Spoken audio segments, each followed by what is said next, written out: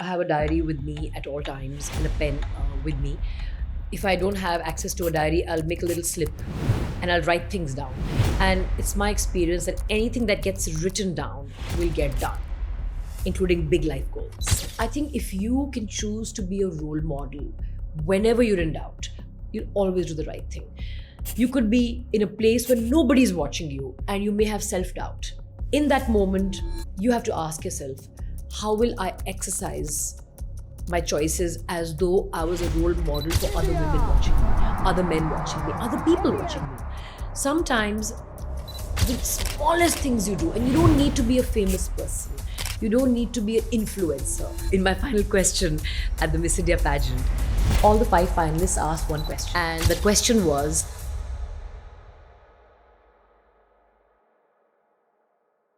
Hello, and welcome to Personality Talks, the show where we dive deep into the lives, journeys, and mindsets of personalities who inspire us to become our best selves. I'm your host, Sanjeev Datta, and today I'm thrilled to be joined by a remarkable trailblazer, someone who has worn many hats with grace, courage, and authenticity. You know her as a celebrated actor, a former Miss India, an entrepreneur, and even a qualified pilot. She's used her platform not just to entertain, but to amplify voices, whether championing women's empowerment, mental health, or the spirit of service. Ladies and gentlemen, please welcome Gul Panag. So, Gul, another very important thing which brings us to this question: should someone looking for growth and to achieve success, higher success, what are your opinions and views about hiring a coach? I think there are very few people who can scale great heights if they're self coached. Roger Federer is probably the only person in recent times who has scaled a pinnacle, but he never had a coach. He was self coached. But apart from that, every great athlete, every great achiever has always had a coach to guide them, because you're not perfect. And sometimes as an individual, you can't see what you're missing. Sometimes that coach can come in the packaging of your own family members. But you always need external support from time to time. Why do we go to wealth managers to manage money? Because we don't know how to do it. You have to accept that there are some things I know, and in order for me to become better at what I want to do, I need external input across multiple fields. I've always believed there are experts in fields, and one must rely on their better experience, skill set to be able to identify where the gaps are to fill in case you have plans which are being held back by your inability to reach there. So the coach will be able to look at the blind spots and suggest relevance so that you can spearhead yourself faster, Absolutely. expedite your success faster. Absolutely. And usually people think that they'll just do it on their own. And that's where I think it's a big mistake. It's a fallacy in the mind that I'll try and I'll make it happen by my own self. But I think hiring a coach is something which will help you to scale faster. And in fact, like you rightly mentioned, all the superstars like Virat Kohli, They all have all coaches, cricketers, yeah. everybody still has coaches. I mean, they're experts at what they do. They're so superbly talented, but still they have their coaches because they cannot err. They cannot make mistakes at that point in time. Sorry to interrupt, but you stop seeing what you can't do in the moment that you are in, right? We need external intervention from time to time in multiple dimensions. I'll give you a small example. When I was at the Miss India pageant training, there was Sabira Merchant, who was a language coach. Now, when I went into that particular class, I knew I didn't know how to walk. I knew I didn't know any of the other things. But I was like, why? What do I need? Because I knew I also came from a family where people were very well spoken. So it was not something I had to work hard for. English came as a first language to me. I actually had to work very hard to make my Hindi as good as my English and my Punjabi as good as my Hindi and my English. But because we came from families where English was a spoken language at home, we didn't have that barrier. And again, spoken well, right? So I walked into Sabira Merchant's session wondering कि मैं क्या सीख के जाऊंगी यहाँ से. But there's always something to learn. And what she said was something very interesting. 2 takeaways. when you're in a conversation with somebody and you want to buy yourself some time, and of course, their coaching from the perspective of answering questions during the question answer round in the pageant. When you are asked a question and you want a moment to think, a good way to do that is always first repeat the question to yourself. So, what would I do if I was in your shoes? Rather than if I was in your shoes, right? That's one. Two, always circle back to the experiences that you've had and include the people in the room in your answer. It's a very interesting thing, and it's a lifelong lesson. If somebody's asked, so what is the one thing that's great, and why you feel you're here? I've reached wherever I reached, including being in this room with all these wonderful people. I've got to learn something from them. Acknowledging the presence of the people around you in any conversation is a great tool. Now, maybe I didn't need diction support, but I definitely benefited from those multiple sessions we had, because constructing and being somebody who is a communicator who's also pleasant. You don't want a person standing on a dais talking down at people, because that gets you nowhere. You have to be able to communicate with the room or the hall or the large place. So that is my personal example. So coaches are required for multiple things. I believe they're horses for courses, and you need a different kind of a coach for different things in life. So even if you're good at something, it's still important for you to become the best. You can always be better. Yeah. There's no end to how much improvement anybody can do. And a lot of strategy a coach can build around your personality structure is something which is very important to relate and realize. Wonderful.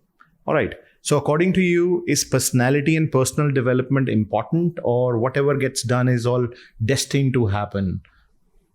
I think we have to be open-minded and understand that we are, as individuals, a work in progress. The moment you stop seeing yourself as a work in progress, you give way to being seen as somebody who's arrogant, and that comes across.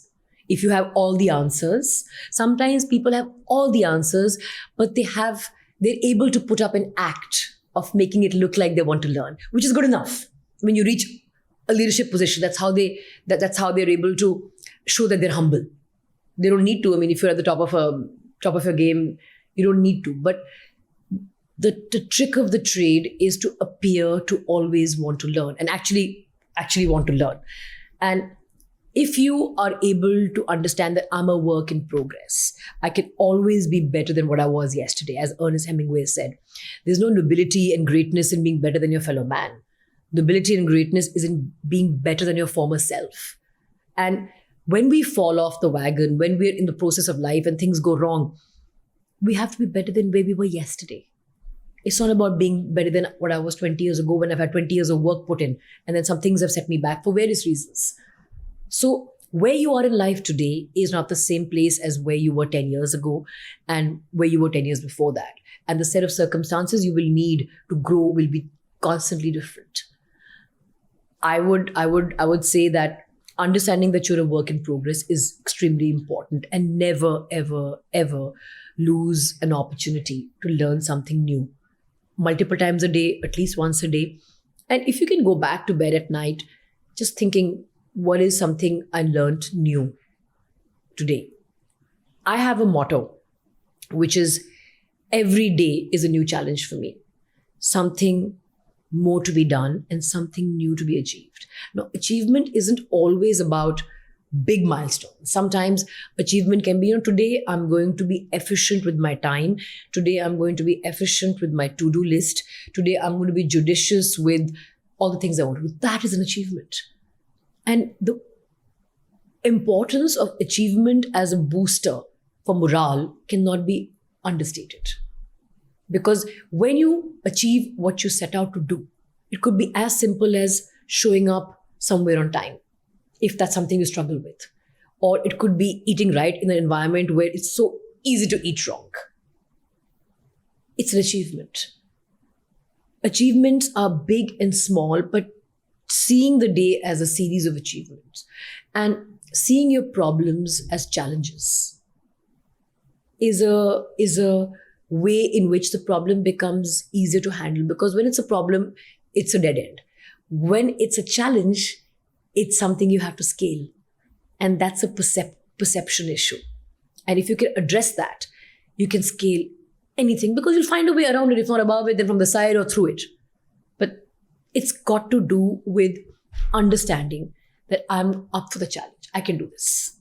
And also with the evolving times, change is the only constant. And if you're not ready to become the better version of who you are today than what you were yesterday, I think you're going to be not relevant is what is being spoken. So it's essential to be able to constantly upskill, continue with the learning curve. That's something absolutely I agree with you on that. All right. So a life lesson you would like to tell our audience. I think a life lesson that I would like to tell those watching today is two things. One, always try and put yourself in the shoes of the person that you want to say something unpleasant to before you say it. And I think we all will be in a situation where there will be a colleague, there will be a team member who will need to be told something that they may not like. I think understanding that what their shoes look like at that point of time will help us make that statement, that conversation more pleasant. The other thing that I want to talk about is that there will be disagreements. Being well-spoken, being articulate doesn't mean you have to just take on people and be contrarian for the sake of it, be an argumentative person. It's really important to make a point, but it's even more important to make it gracefully. You want to be able to be respected by the people you disagree with. And one way of doing that is by starting your position. And of course, what you verbalize is a manifestation of that position.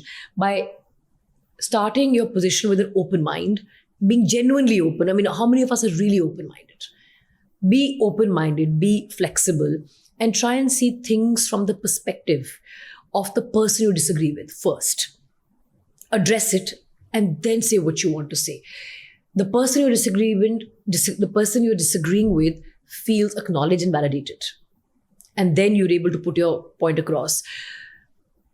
I feel the life lesson of making a point while still holding the respect of the person you disagree with is very important. I would never tell anybody to not speak up because they may be unpopular. You must speak up, you must say what you say, but say it in a manner that's balanced, where your opponent or your colleague who you disagree with still ends up respecting you, because ultimately that's the crux of life. We have to navigate environment, we have to navigate situation that may not be to our liking and our choosing. How are we going to adapt and be flexible in a place which is a minefield? You can't have a rigid path in a minefield. You got to sidestep and see how you can get through the day. Some days are going to be hard, some days are going to be really, really easy. But being flexible is the key. Wonderful. So many insights. Thank you for that. Are you a working professional stuck in mid-management? Then I'm revealing 3 career-killing mistakes you might be making. Number 1, relying solely on hard work. 2, failing to represent yourself and your work effectively. 3, investing in information, not implementational learnings. Companies want more than just technical skills. They value professionals who can communicate effectively, take the lead, and make real impact. People who have strong interpersonal traits like confidence, executive presence, and the ability to influence are considered assets to their companies. They are the ones who get noticed, promoted, and rewarded. Hi, I'm Sanjeev Datta, personality and leadership coach behind 9 international titles, including Miss World 17 and Miss Universe 21. In the last 23 years, I've trained corporate executives from top MNCs like the Big Four, Google, Tesla, Oracle, Coca-Cola, financial institutions, and many more across all sectors and industries.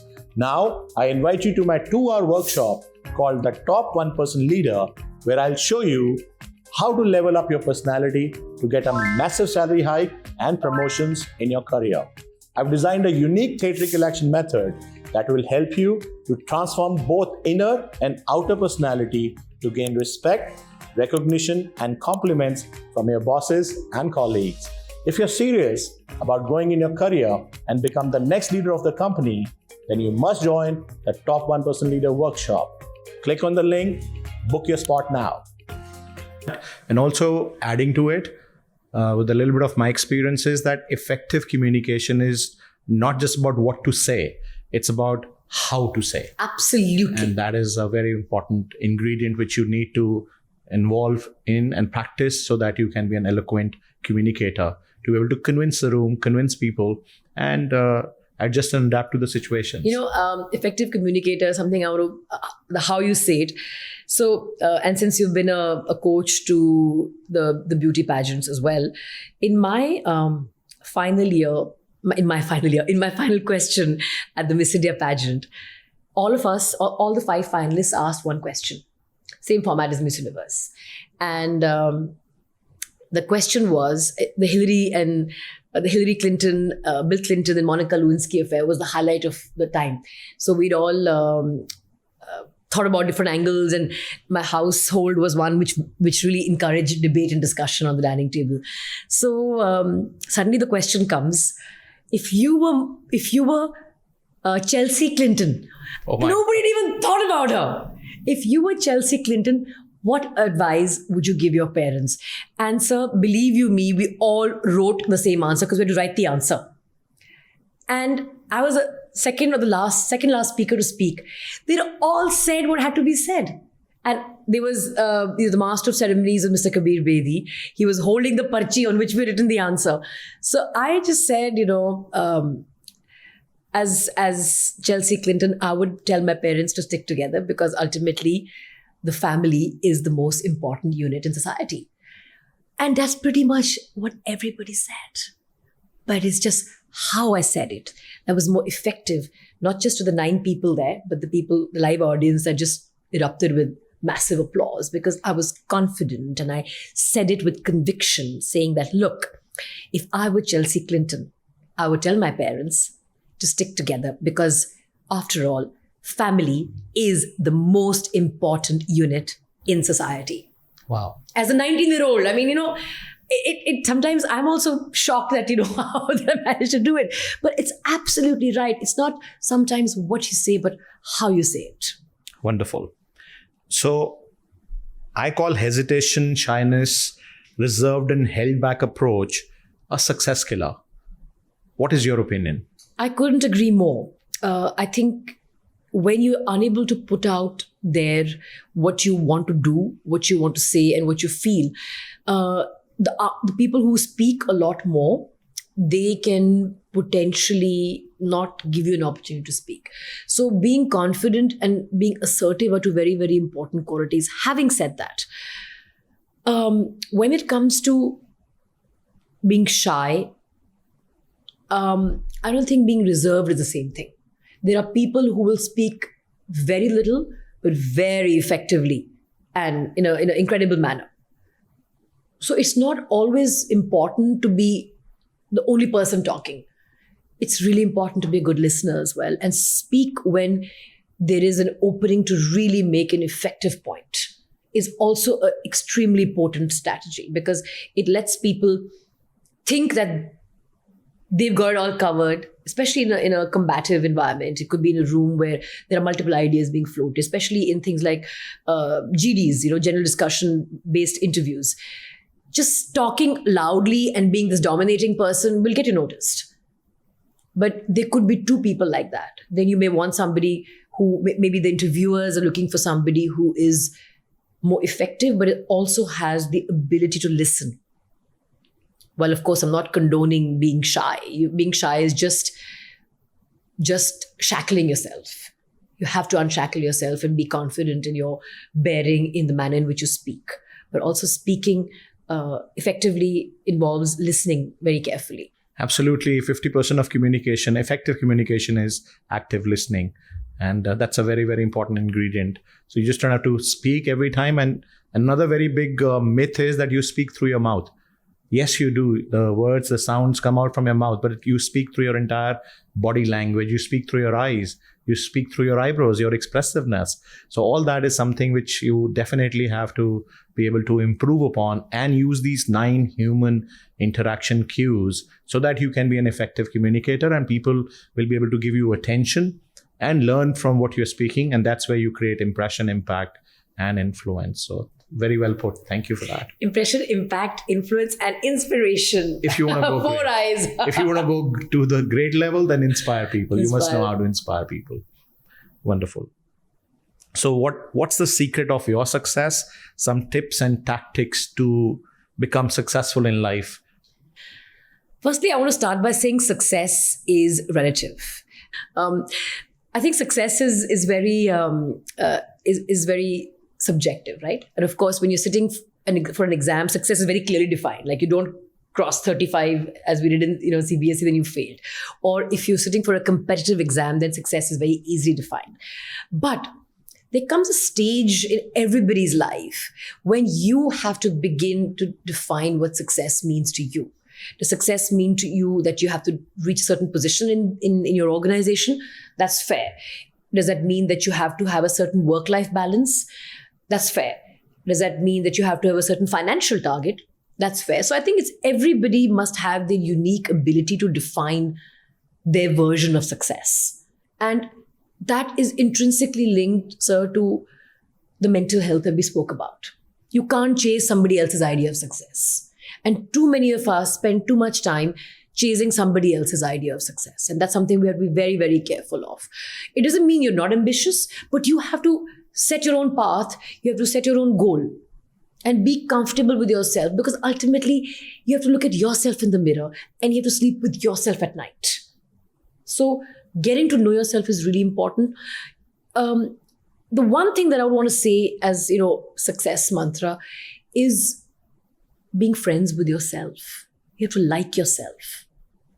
If you don't like yourself, then no amount of success is worth it, because you don't like, because yourself is a very aware being, right? I mean, I don't want to switch the realm of spirituality here. I'm just saying that in a very, very Machiavellian way, that your inner being and the you knows everything and is watching you do everything. That's the person that you have to befriend, and that's the person that you have to please, if at all. Not in a hedonistic way, but that's also allowed. I mean, why not? If there are hedonistic pleasures to be had, you should have those. But at the end of the day, everything you do is a function of making sure that you are happy with yourself.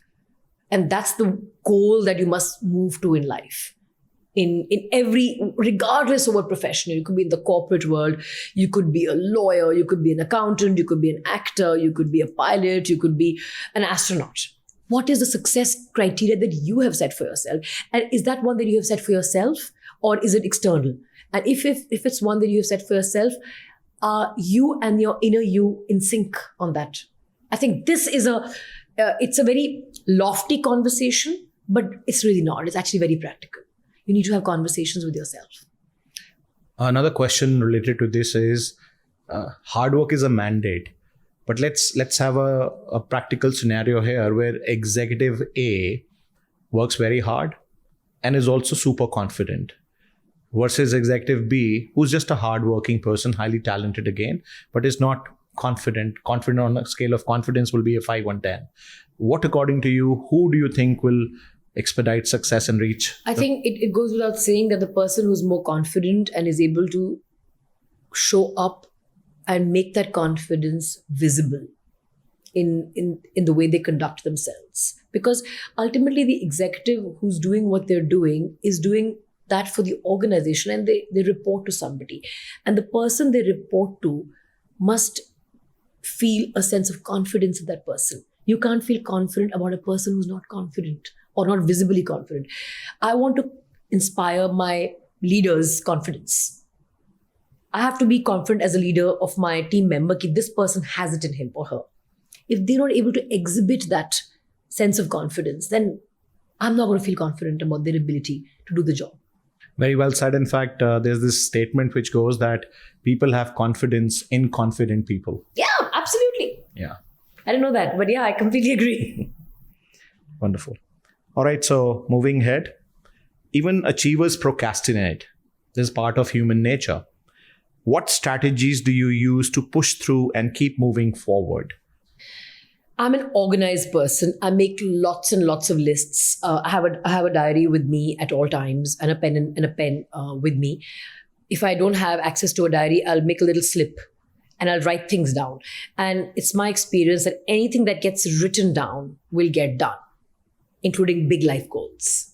So, including today's things, if it's written on my organizer and if it's actually written in pen and paper, it's sort of, you're actually writing it, even if the errands, right?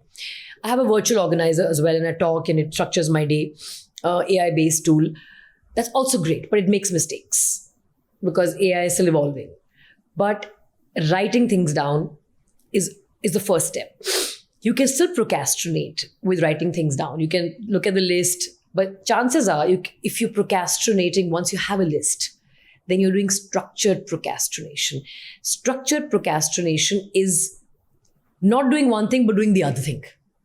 So you're able to procrastinate while attacking your list. So there's a hack to that also. The third level of making lists and getting ahead of the curve with structured procrastination is making sure that the things that you really want to get done are in the middle. Because procrastinators will say, oh, not the first thing, not the second thing, third thing, fourth se shuru karti hu. So this is it's a little hacks. Again, there's no one size fits all approach. But I think understanding how you work is very important, which takes us back to the previous conversation we were having, being friends with yourself. And that whatever voices that you have inside, hopefully only one, you should be friends with that voice and being organized. So limit what you have to memorize and write everything else down. I love the statement which you made. I think the audience is going to love this as well, that for Gul Panag, whatever gets written down gets done. It's both small and big, which brings me back to what people talk about, manifesting. And I should have mentioned that. When you talked about what is your winning formula or thing. I think belief in yourself is really important, but it should not just be a belief. It's your ability to see the outcome of a belief. And that's what manifesting is. If you look back, all of us, everything we've got done is because we knew we would get it done. Everything we couldn't do was because we would be like, kaise hoga? How will we do it? Kaise hoga? जब हम ही हमारे काम में रुकावट डालते हैं तो काम कैसे संपन्न होगा? So manifesting is what everybody's talking about these days, right? It's pop psychology. But way before it became pop psychology and became available to us on Instagram and Facebook, it's essentially believing that I can do this and seeing that it's done and acting as though it's done. That it's fait accompli. ये तो होना ही है. ये तो होगा. And to add to this, if I may, is that once you are sure that you're going to achieve something and you're meant to do that and you will, eventually it's very important to strategize as well. In today's complex world where we have this overdose of information and knowledge, and that's where we get distracted a lot. So it's very essential to strategize your way forward, take help from professional coaches to spearhead and expedite your growth and reach your goals. And I think that's wonderfully said by you. Thank you. Okay, looking ahead, what impact or legacy do you hope to leave behind personally and professionally? We also understand that you are big time into women empowerment. So keeping that in angle, what would you suggest? My personal legacy really can be that I have to raise my son to be, because that's the only tangible personal legacy I leave behind in this world, is to raise a son that has the input of everything I've learned and been exposed to in this world, and empower him with the right knowledge and the ability to choose. Then it's his life. And I said a very personal micro legacy. But I think if you can choose to be a role model whenever you're in doubt, you'll always do the right thing. You could be in a place where nobody's watching you and you may have self-doubt. In that moment, you have to ask yourself, how will I exercise my choices as though I was a role model for other women watching me, other men watching me, other people watching me. Sometimes the smallest things you do, and you don't need to be a famous person, you don't need to be an influencer to inspire people. I mean, of course, as from your 4i theory, it is important to reach a certain place to inspire people. But all of us have the ability to be role models in our sphere of influence. How do you deal with rejection? How do you deal with people who can't say anything back to you? How do you speak with them? I'm always looking to learn from people something new. When I meet with business associates, I'm always looking at how do they handle these things that I find so challenging. And it's amazing. And when you do role play of being a role model, sometimes you don't have an answer.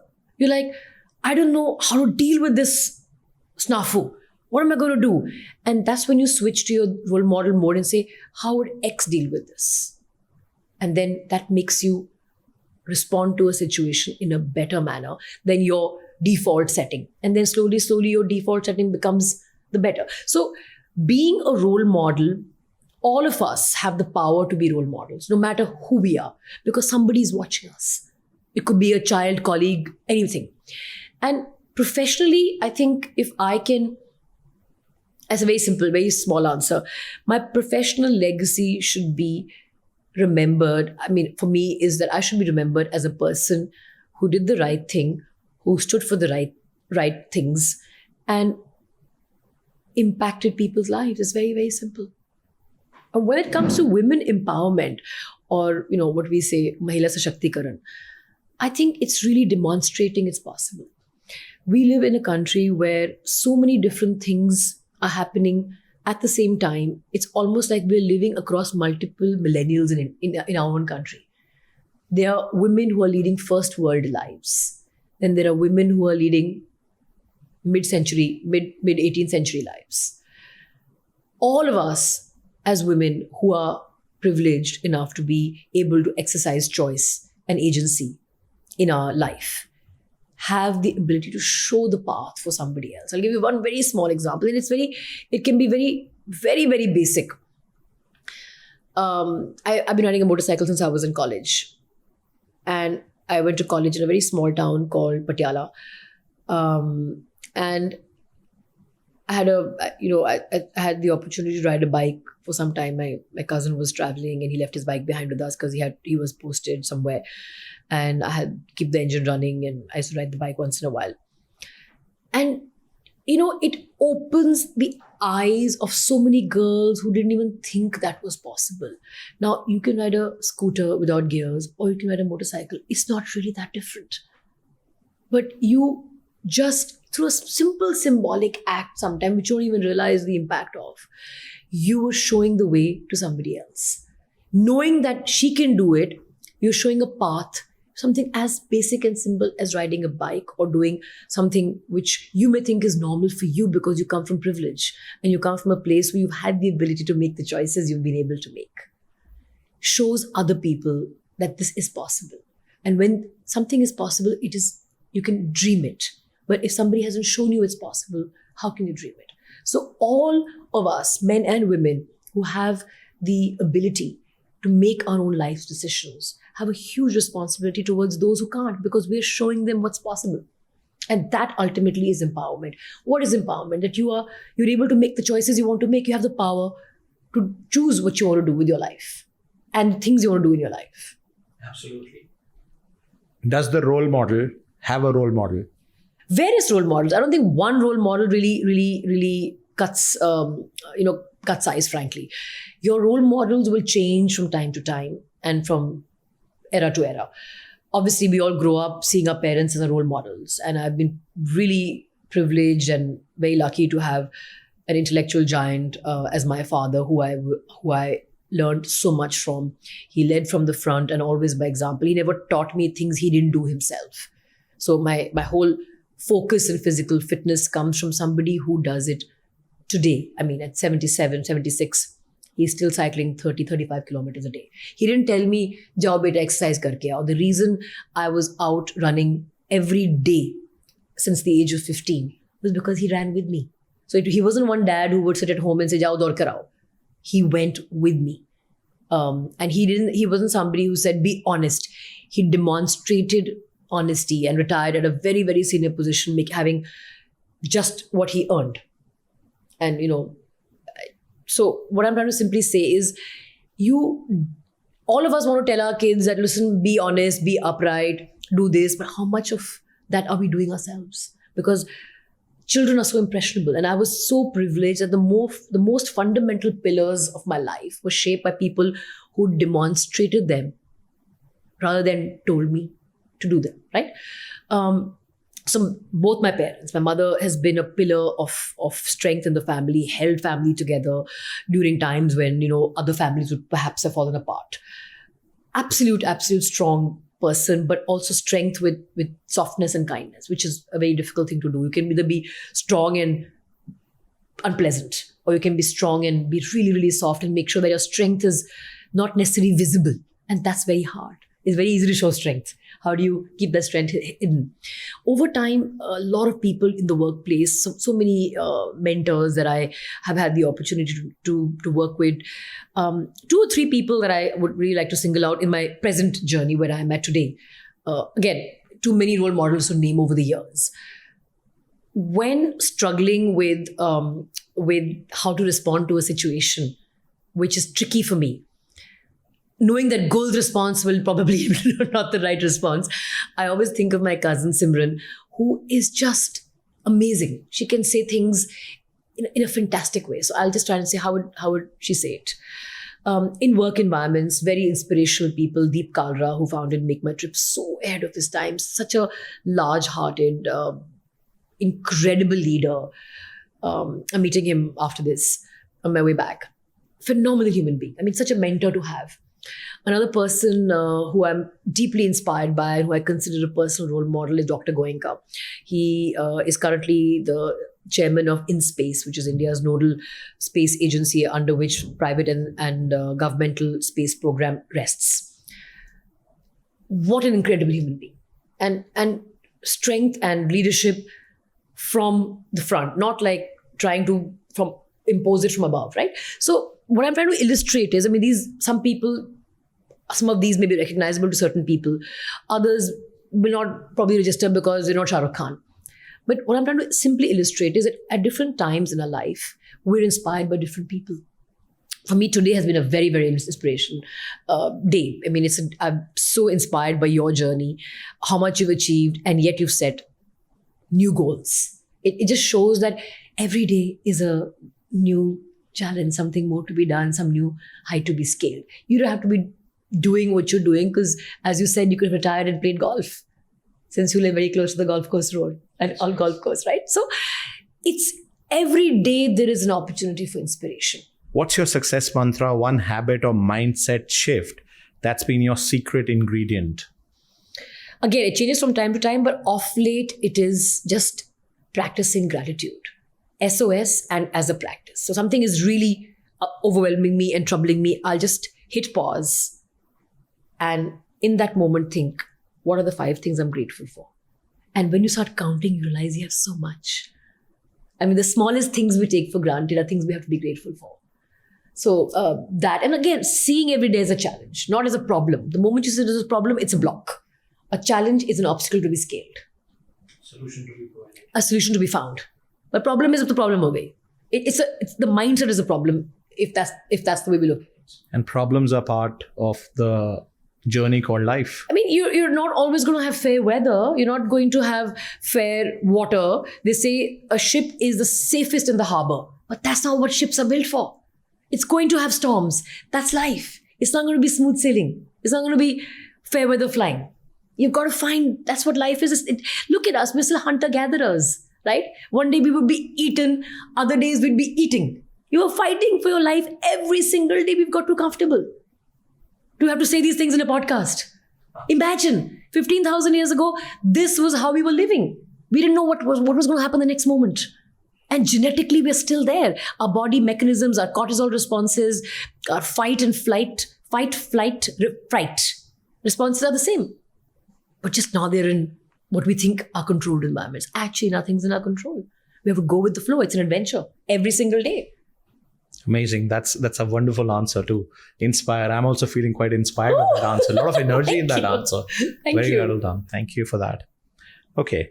So if you had to pick one super strength that served you best in your career, what would it be and why? I'll answer that first for you.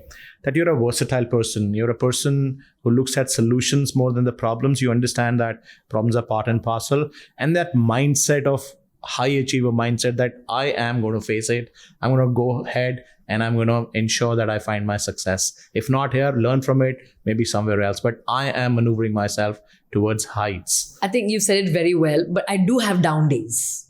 It's not that I have it all together.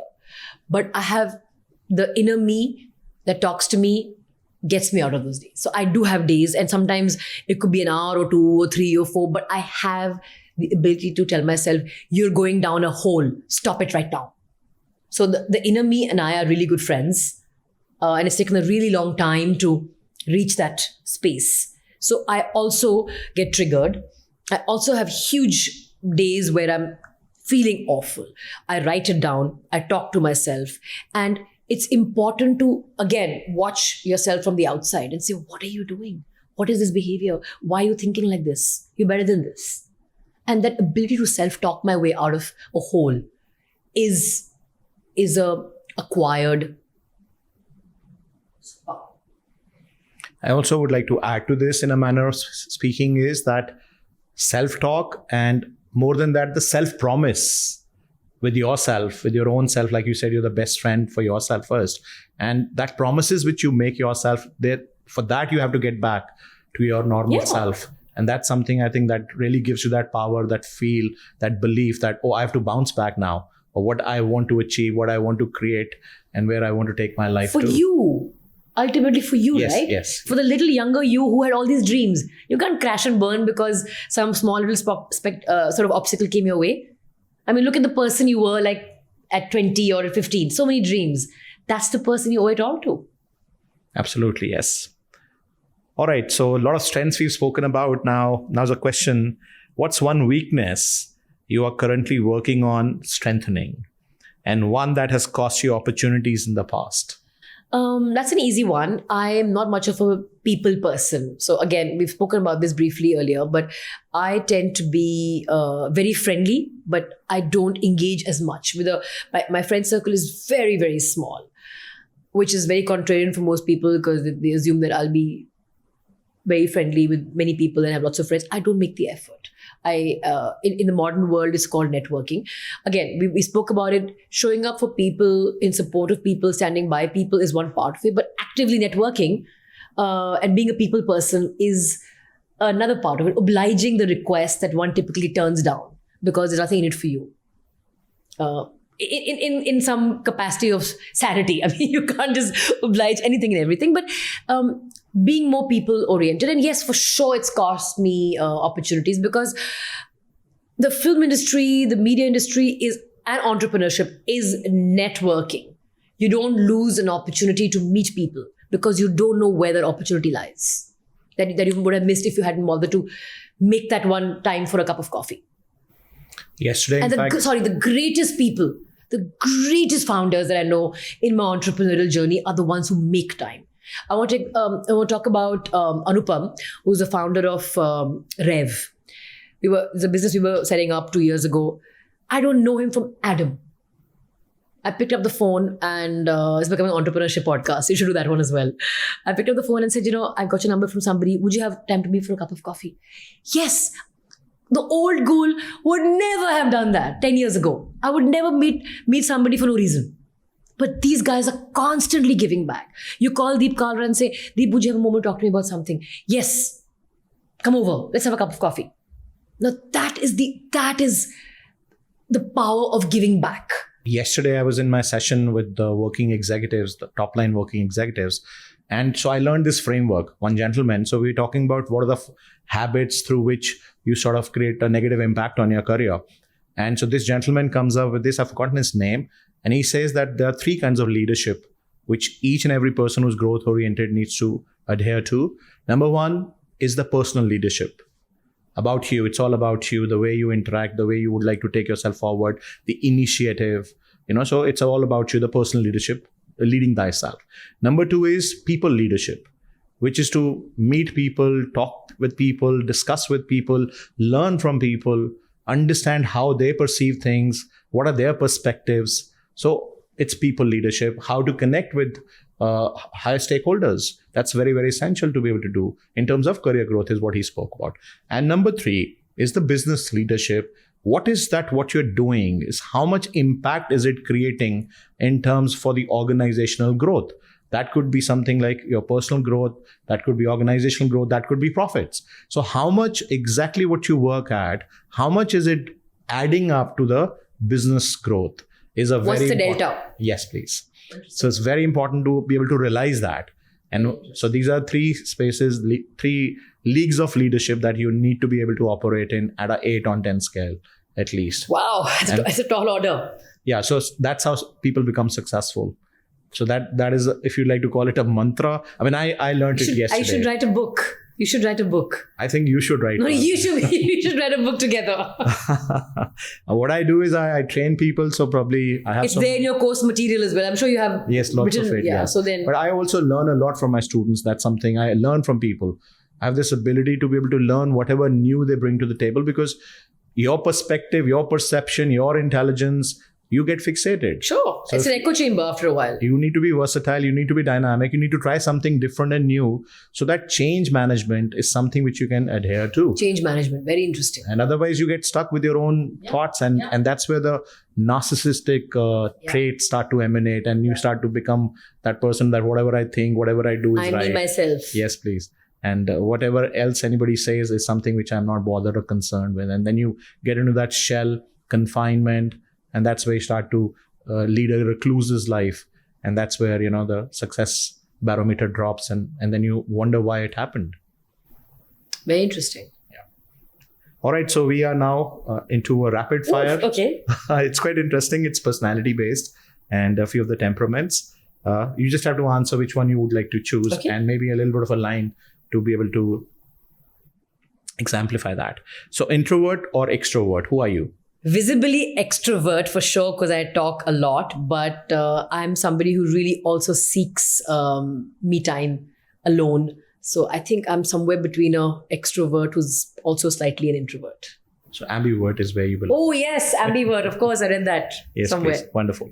Are you a risk taker or a cautious planner? I think I'm a risk taker. There's no reward without risk. Wonderful.